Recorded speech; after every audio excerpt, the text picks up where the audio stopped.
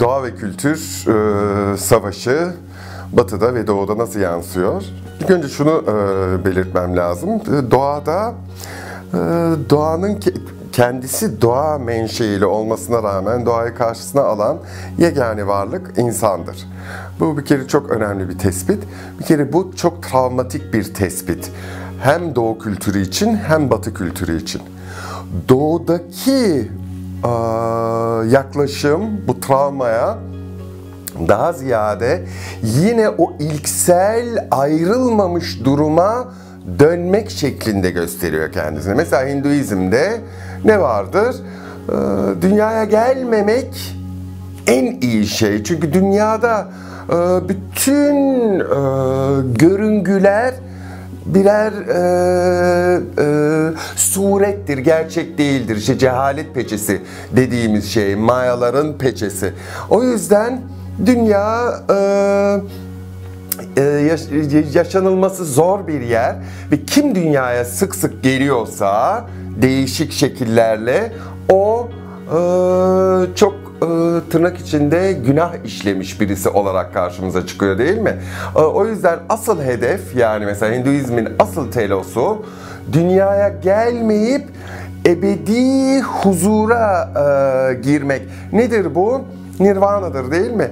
Yani dünyanın kandırıkçılığına maruz kalmamak. Bu en genel anlamda Doğu'nun yaklaşım biçimidir. Dolayısıyla şu da vardır Doğu'da.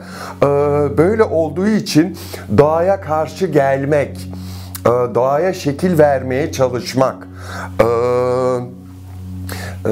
herhangi bir biçimde bu kadere karşı gelmek son derece gereksiz ve boş uğraşlar aslına bakılırsa. Batı bunun tam tersi. Batı da bir travmayla doğuyor. Doğa kültür karşıtlığının içine. Doğayı o da karşısına alıyor tek varlık olarak. Ama bu travmayı nasıl işliyor Batı? Kesinlikle bu gerçeği bastırarak ve doğaya karşı savaş ilan ederek doğayı aşmaya çalışmak. Bakınız hep diyoruz ya, hep böyle bir hayranlığımız vardır. İşte Batılılar bilimde çok iyi, Batılılar şunda çok iyi. Batılılar tabii ki bunda iyi olurlar. Neden? Çünkü gayeleri ve kültürel dinamik açısından amaçları, varoluş biçimleri, menşei doğa olan kendilerinin kökenini bertaraf etmek, iptal etmek, bir nevi sadece doğayı karşılarına almayıp doğayı aleni aşmak. Nasıl gösteriyor bu kendisini? İşte bilimle gösteriyor. DNA araştırmalarıyla gösteriyor. Batılı bilim insanları doğulu bilgelerden daha mı zeki? Hayır. Eğer kültürel dinamiğiniz, kültürel kodlarınız doğayı her bir şekilde aşmaya yönelik oluyorsa, bunlar bir zorunluluk biçiminde ne oluyor? Zaten ortaya çıkıyor, değil mi? Ne oluyor? Eğer telosunuz, nihai hedefiniz bedeni aşmak ise, mesela şimdi günümüzde ne diyoruz?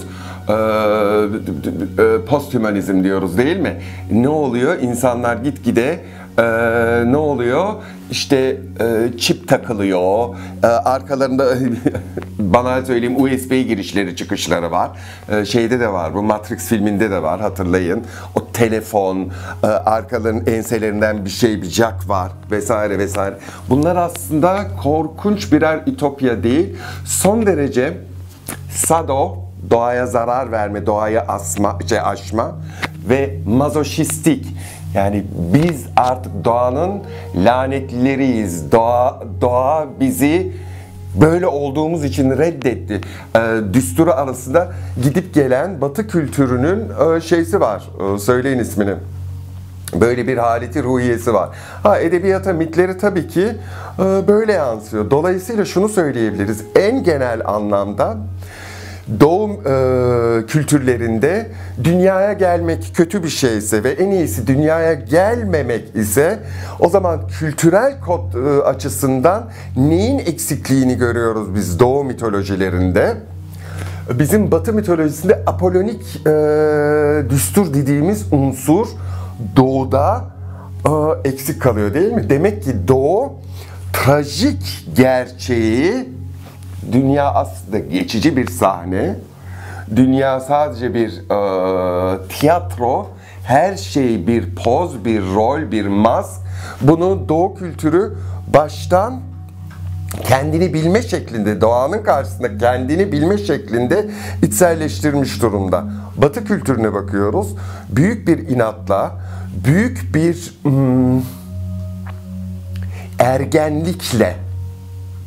ergenlikle ne yapmaya çalışıyor hep Batı kültürü? Oluşan putları otorite olmadan yıkmaya çalışıyor. O yüzden Batı kültür tarihi hep böyle gelişmeye açıktır. Neden? Hep sürekli kendisini yenilemek zorundadır. Ama maalesef şu sıralar postmodernizm dediğimiz şey öyle bir kendini yenileme, kendini rejenerasyona tabi tutma, bir türlü can veremeyen bir varlık gibi ne oluyor? Bütün varlıklar, bütün bir batılı bireyler ki artık globalleşmiş dünyada herkes Doğu kültüründen bahsetmek artık saçma değil mi? Artık globalleşmiş bir dünyada bütün insanlar birer karşı çıkan, ergen bir biçimde protesto eden, hiçbir meta öykünün kurulmasına izin vermeyen birer monat haline geldiler diyebiliriz. Tabii ki bunlar kendilerini mitlerinde, edebiyatlarında, sanatlarında gösteriyorlar. Ama artık başat söylem tabii ki Batı söylemi, çünkü globalleşmiş ve köye dönmüş bir dünyada yaşıyoruz değil mi? Nedir? Hep bir kurtarıcı bekliyoruz. Sahne post apokaliptik bir topografya. Yine de mutlaka bir kurtarıcı çıkıyor. Burada neyi görüyoruz? Batı'nın büyük bir inatla bu her şeyin sonu olamaz düsturunun son derece optimist bir biçimde yansıtılışını görüyoruz. Aslında tersinden de söyleyebiliriz. Batılı kültürün insan imajında ne var? Bir türlü yok olamayan, can veremeyen, huzur içinde elementlerine ayrışamayan tanrıların lanetlerinden diye bahsedebiliriz değil mi?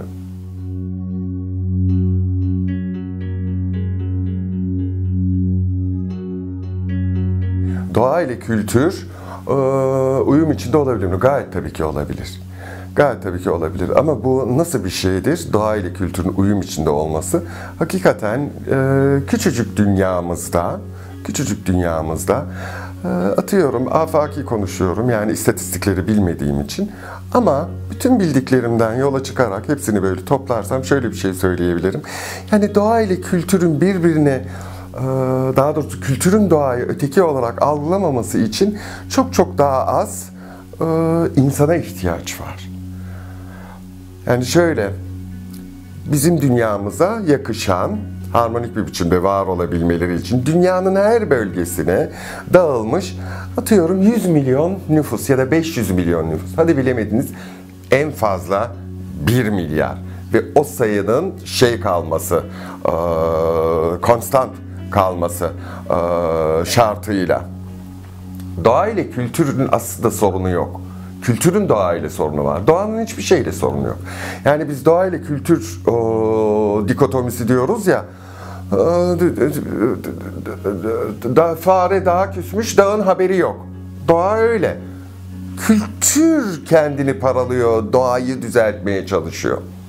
Öyle bir sorun yok. Neden? Çünkü kültürün kendisi de doğanın bir uzantısıdır. Evet, alışverişte kullandığınız o en zor yok olan plastik torbalar bile en nihayetinde doğa. Tek sorun ne? O atomlar, o yapı 400 senede 500 senede yok oluyor, kül oluyor değil mi? Yani aslına bakarsanız her şey doğa. Her şey doğa. Dolayısıyla doğanın kültürle sorunu yok. Bizim böyle doğanın kültürle sorunu var dememizin sebebi, bizim bilişsel sistemimizle aslına bakıldığında her şeyi antropomorfize eden varlıklarız. Onu kişi haline getiririz, hayal ederiz. En soyut tanrılar bile en nihayetinde biz antropomorfize ederiz. Doğayı da böyle hayal ediyoruz. Yani doğa işte böyle üzgün bir anne tipinde bir varlık ve diyor ki bu kadar uğraştım, yavrularım beni mahvediyor, ölüyor, en kötüsü de kendileri de ölecek. Öyle bir şey yok. Doğa şu dünyada kaç defa hayatı tırnak içinde sona erdirmiştir. Kuyruklu yıldızlar çarpmıştır dünyaya, süper volkanlar patlamıştır, küçük buzul çağlar oluşmuştur, korkunç buzul çağlar oluşmuştur. Kaç defa biyolojik anlamda evrim yeniden başlamak zorunda kalmıştır. Şu gezegenden bahsediyorum. Düşünün, yani doğada öyle bir şey yok. Neden? Neden öyle bir şey yok? Her şey bir tesadüf çünkü. Eğer bizim bu gezegenimiz 8 ışık dakika uzaklığında olmasa Güneş'ten, 10 dakika uzaklıkta olsa hayat gelişemez, çok soğuk olur. 6 ışık dakikalık uzaklıkta olsa çok sıcak olur. Bizim dünyamız tesadüfen 8-9 ışık dakika uzaklığında. Bu da ekvatorumuzda 3 aşağı 5 yukarı suyun sıvı kalmasını, suyun son derece iyi bir derecede olmasını, hayatın gelişebilmesine elverişli bir ortamın sağlanmış olması oluyor. Aslında biz doğa ile kültürün savaşından bahsettiğimizde neyden bahsediyoruz biliyor musunuz? Şundan bahsediyoruz. Doğanın insanın yaşamasına imkan tanımayacak şekilde değişime uğraması. Yani biz doğaya ne zaman acımaya başlıyoruz? Yavaş yavaş çuvaldız kendimize batmaya başladığı zaman. Yani ekvator 60 derece olunca ne yapamıyoruz artık? Bu dünya bizim için pek uygun bir yer gelmiyor. Doğada kutup ayıları yok olmuş. Bilmem hangi türler, hayvanların %60'ı yok olmuş. Bunlar doğa için hiç önemli şeyler değil. Neden? Doğa bunun farkında bile değil. Doğa çok bonkör olabildiği gibi 8 ışık dakika. Bonkörlük buradan kaynaklanıyor. Yani şöyle bonkör davranayım diye bir şey yok. Korkunç harç da davranabilir. Mesela galaksilerin merkezlerindeki kara delikler gibi. O da doğa. İnfilak eden bir süpernova gibi. O da doğa. Değil mi? Doğa çok büyük makro eylemselliğine muktedir bir fenomendir. Yani böyle bir galakside, Samanyolu'nda, bir galaksinin 3. gezegeninde insanların doğa zaten hiçbir şeyin farkında değil. Velev ki farkında olsa emin olun ki bizim farkımızda olmazdı. Sorunuzun devamında şunu söylemek isterim. Böyle bir şey mümkün mü? Doğa ile kültürün harmonik bir biçimde bir coexistence, bir birlikte var olma biçimi. Hayır, mümkün değil. Neden? Çünkü belli eşikler çoktan aşıldı. Ne demek bu? Bu şu demek. Bizim küçücük gezegenimiz için 7 milyar, 8 milyar nüfus, 2050'de işte 12 milyar, 2100'de 20 milyar. Çok fazla. Niye çok fazla? Bir kere monokültürel açıdan çok fazla. Yani biz bu dünyada 20 milyar insan yaşamaya başladığında en küçük grip salgını, böyle antibiyotiğe karşı kazanılan direnci göz önünde bulundurduğumuzda bakterilerin, yani bu insanlığın %80'inin, %70'inin, %90'ının yok olması anlamına geliyor. Orta çağdaki kara veba gibi adeta. Dolayısıyla böyle küçücük bir yerde 7 milyar insana içecek, yiyecek sağlanamayacağı gibi, eşit bir biçimde dağıtılmış sağlanamayacağı gibi, bütün doğa dediğimiz bizim yaşayabilmemizi sağlayan mekanizmalara da biz buna ekoloji diyoruz. Ne yapıyoruz? Darma duman ediyoruz. Oturabilmek için ne yapıyoruz? Ormanları yok ediyoruz, değil mi? Oraları, siteleri kuruyoruz. Yiyebilmek için, buğday ekebilmek için ne yapıyoruz? Amazonları yakıyoruz, değil mi? Bütün bu ağaçları yok ettiğimizde biz neyi soluyacağız? Hani görüyorsunuz, oradan bir şeyi düzeltmeye çalıştığınızda buradan açık veriyor. Onu düzeltmeye çalıştığınızda buradan açık veriyor. Bu neyden kaynaklanıyor? Gezegenimiz çok küçük. Eğer bizim gezegenimiz Jüpiter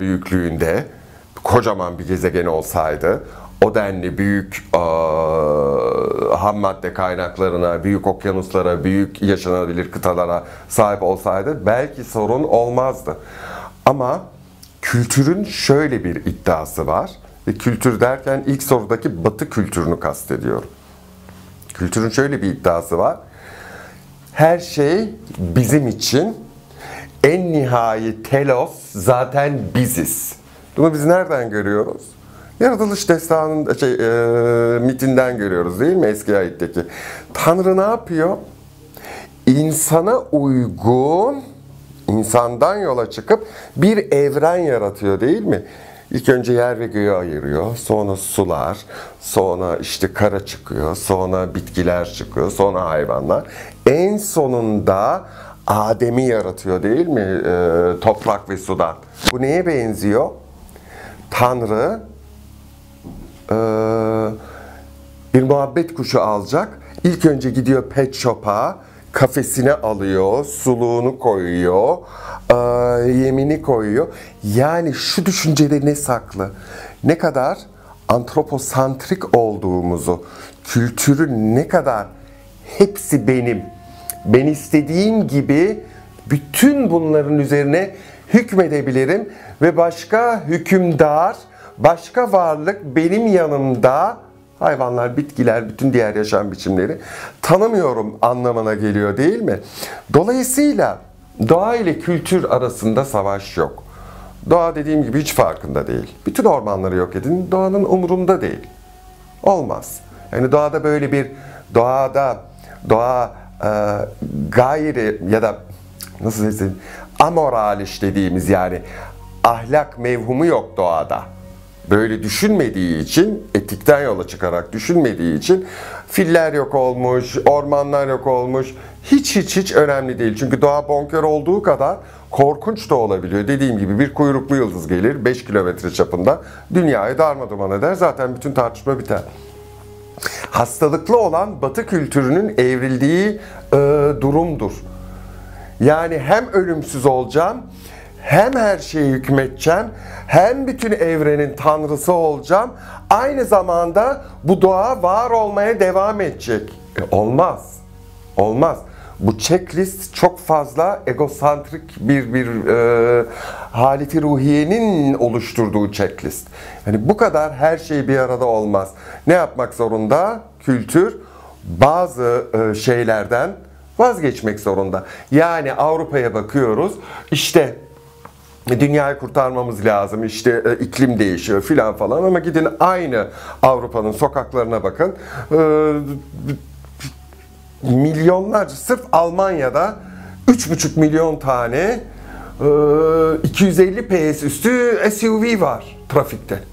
Yani bu ne perhiz ne lahana turşusu. Yani ekolojiyiz ama lüksümüzden de ne yapmıyoruz?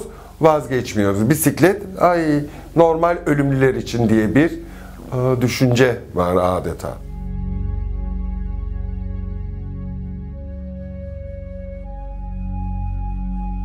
Yani ben kesin şeylerden kaçınmak isterim. Yani insanlık çok yakında yok olacak ya da hayır, insanlık hep var olacak. Öyle şeylerden kaçınırım. Ben böyle bu plastik kirliliğinin, işte o mikroplastik bütün bedenlerde, hayvanlarda, insanlarda var. Yani öyle bir şey olacağını düşünmüyorum. Ama sadece şunu söyleyebilirim. Eğer aynı iddiala 7 milyar insana 2050 yılına 12 milyar olarak, 2100 yılına 20 milyar olarak taşımak mümkün değil. Mümkün değil. Ya bütün dünyada uygulanacak bir nüfus planlaması olacak. Eğer bu eşitlikçi, tırnak içinde eşitlikçi politikalara devam edilecekse böyle bir önlem alınacak. Ya da aynı hızla bu kesinlikle devam edemez. Yani o kadar insanı ne yapamazsınız? Besleyemezsiniz. O kadar insana konfor sağlayamazsınız. O kadar ağaç yok edip insanlar otursun diye bina yaparsanız solunacak oksijen kalmaz dünyada. Bu kadar basit. 2 daha 4. Ama burada nasıl önlem alınabilir? Hiçbir fikrim yok. Kanımca biz bir geçiş çağındayız. Bizim bugün postmodernizm dediğimiz şey bir fay hattı. Bakın şu konuda emin konuşuyorum. 50 sene sonra, 100 sene sonra çok daha ak ve kara olarak bir seçime gitmek zorunda kalacak insanlık. Ya hakikaten dünyayı ütopyalılaştıracağız ya da dünya çok dehşetengiz bir distopyaya dönüşecek. Yani her insana istenilse bile dünyanın buna artık müsait olmayışından kaynaklanan bir biçimde bir global bir dünya yönetimine doğru gidildiğini düşünüyorum. Ve bütün bu dünya uluslararası şirketlere baktığım zaman en distopik şeysi de bu. Bu dünya yönetimi kesinlikle büyük şirketlerin yönetim kurullarından oluşacak gibi geliyor bana. Çünkü baktığımızda artık post ulus devletinde de yaşıyoruz. Yani politikaları artık Almanya'da Angela Merkel değil, Volkswagen şirketi belirliyor. Yani aleni şirketler artık politikaları belirliyor. Bu bağlamda bir film var, çok etkilemişti beni. Bulut Atlası filminde o devasa bir kent vardı ya, Seul kenti, yani bir distopik bir kent. Öyle bir yere doğru evriliyor kültür. O kültür, oradaki o ütopya nedenli olumlu anlamda olabilir, distopya olmaksızın, o tabii ki çok tartışılır bir şey. İnsanoğlu dehşetengiz biçimde inatçı bir varlıktır. Yani insan bence uzun süre daha yok olmayacak. Tartışmamız gereken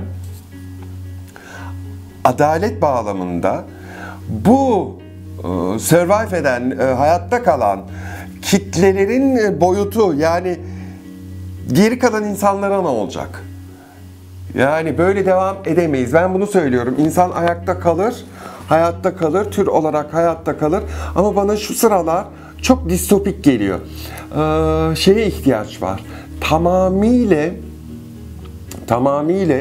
eğitimi, eğitim dünyamızı, tamamıyla inanç dünyamızı çok daha değişik bir biçimde yeniden yapılandırılmaya ihtiyacı var. Bakınız, iyi niyetli şuna inanmak istiyorum. Belki postmodernizm bütün bu eski meta öykülerinin yıkmasının arkasında belki bir büyük ütopik dönüşüme bir ön hazırlık yapıyor diye tahmin etmek isterim. Yani şunun pompalanması lazım. Bir böcek, bir kuş, bir yunus balığı, hepsi, bütün varlıklar insan kadar değerli, eşit derecede değerli. Yani manevi açıdan son derece egaliter, eşitlikçi bir sosyalizme ihtiyacımız var. Yani şöyle olmaz, şöyle olmuyor. Yani biz hala Tanrı'nın göz bebeğiyiz. Tanrı bizi kendi suretinden yarattı. Biz çok özeliz. Biz eşrefi mahlukatız. Bu kafayla 22. yüzyıla kesinlikle adım atamayız. Yani birazcık tevazuya ihtiyaç var. Yani birazcık şuna ihtiyaç var. Tanrı'nın şekli belli değil. Maymunu da, böceği de, palmiye ağacını da özene bözene yarattı. Bizi de özene bözene yarattı. Ve bizi de belki 5. günde değil, hayır bütün diğer varlıklarla aynı gün yarattı. Eşitlikçi bir dünya anlayışına, bir evren tasarımına ihtiyacımız var. Yani kültür tarihine baktığımızda Tanrı dünyayı bile evrenin merkezinde yaratıyor. Bu egosantrizmin korkunç evrensel ve coğrafi topografik dışa vurumu. Geosantrik evren tasarımı. İnsanın yaşadığı dünya bile merkezde ve bütün diğer gezegenler o dünyaya secde ediyor. Ne gereği var canım? Ne gereği var? Bu kadar. Bu neyin göstergesi?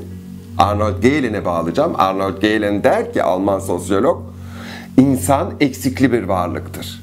Eksikli olduğu için bütün bu fantazisinde kendi üstünlüğünü abartıp en süper mahluk haline getirdi kendisini. Yani burada neyi görüyoruz biliyor musunuz? Burada bütün bu mitlerin insanı odağa koyduğu mitlerde insanın ne kadar aslında gölgesi bağlamında aşağılık bir varlık olduğunu görüyoruz. Ne kadar kalleş bir varlık olduğunu görüyoruz. Sen koşamıyorsun, sen kaçamıyorsun, sen tırmanamıyorsun, sen uçamıyorsun, sende güç yok. Ama sen buluşlarınla gidip eski mitik varlıkların böyle vurup Afrika'da fotoğrafını yayınlıyorsun şimdi dünyada, değil mi? Sen korkak ve kalleş bir varlıksın. Sen eşit olmak istiyorsan silahsız bir biçimde o aslanı öldürmeye çalış. Bu düstura geri dönmemiz lazım. Bu düstura geri dönmemiz lazım. Şu düstura geri dönmemiz lazım. Cennette, cehennemde sadece insanlar yok. Hayvanlar masum olduğu için bütün bu dünyada yaşamış hayvanlar, dinozorlar da dahil, onlar da cennette. Hadi bakalım. Bu cennet imajını değiştirirse yerdeki sureti de ister istemez ne olur? Evrilir, değil mi? Evrilir. Ne olur? Daha iyi davranırsınız. Öyle yetişirsiniz. Biz doğuyoruz. Dünyaya gelir gelmez annelerimiz bize o kirli diye eğitiyorlar. Ben iyiyim, temizim, benim haricimde her şey ve herkes kirli. Tabii bu sırf doğaya karşı değil ki. Yanındaki komşuna, arkadaşına karşı da böyle bir şey oluyor. İnanılmaz bir megalomaniye doğuyoruz. O yüzden kültür doğa ile kavga içerisinde. Kültür, Batı kültürü menşeili, şu anki global kültür son derece megalomanik ve egosantrik bir yapıdır. Bunun değişmesi lazım. Bu değişmezse, bu megalomani böyle devam ederse doğayı ya yok edeceğiz ve biz de yok olacağız, ya da en kötü senaryo inanılmaz faşist bir yönetim dünyada kimin yaşayabilip kimin yaşayamayacağına karar verecek, o insanlar yaşayacak. Bu kadar basit.